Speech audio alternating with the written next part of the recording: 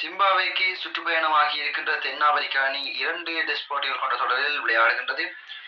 இந்த தொடர் உலக டெஸ்ட் சாம்பியன்ஷிப்பில் இல்லாத ஒரு தொடராகவே இருக்கின்றது. இந்த போட்டியில் தென்னாப்பிரிக்க அணியின் முன்னணி வீரர்கள் பலர் வரவில்லை. காரணம், இந்த போட்டியானது டெஸ்ட் சாம்பியன்ஷிப்புகள் உள்ளடக்கப்படவில்லாத காரணத்தினால் பல வீரர்கள் இந்த போட்டியில் இருந்து நீக்கப்பட்ட புது வீரர்கள் விளையாடி கொண்டிருக்கின்றார்கள். இந்த போட்டியில் ஒரு சுவாரஸ்யமான சம்பவம் இடம்பெற்றிருக்கின்றது.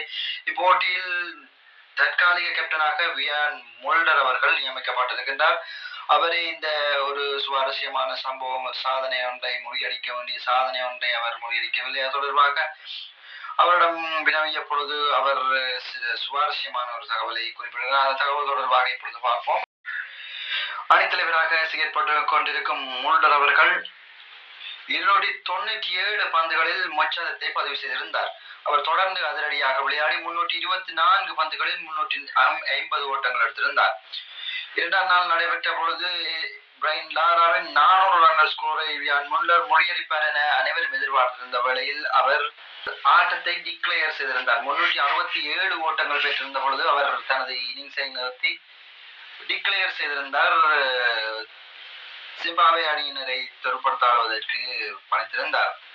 ஆகவே அவர் பிரைன் லாராவினுடைய 400 ரன்களை கடந்திருக்கக்கூடிய அந்த சாதனையை அவர் டிக்ளேர் செய்து அந்த சாதனையை முறியடிக்காமல் இருந்திருந்தார். இது தொடர்பாக செய்தியாளர்கள் கேள்விகளை எழுப்பியிருந்தார்கள். அதற்கு அவர் கூறியிருந்தார், முதலில் நான் என்ன நினைத்தேன் என்றால், நாங்கள் தேவையான ஸ்கோரை எடுத்து விட்டோம், எனவே பந்து வீச இதுதான் சரியான நேரம் என்று நினைத்தேன்.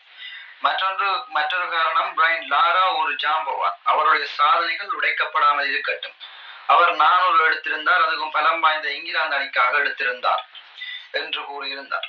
அவர் கூறியது மதிக்கத்தக்க ஒரு விடயமாகவே இங்கு கருதப்பட வேண்டும். 400 ஓட்டங்களை அவரால் முறியடித்திருக்க முடியும். அந்த பிரைன் லாராவினுடைய சாதனையை சாதனையாக இருக்கட்டும் என நினைத்து அவர் டிக்ளேர் செய்திருக்கின்றார். ஆகவே நாங்களும் மோல்டருக்கு வாழ்த்துக்களை கூறிக்கொள்வோம். மீண்டும் ஒரு காணொலியில் உங்களை சந்திக்கும் வரை உங்களிடம் விடைபெற்றுக் கொள்கின்றேன். நன்றி, வணக்கம்.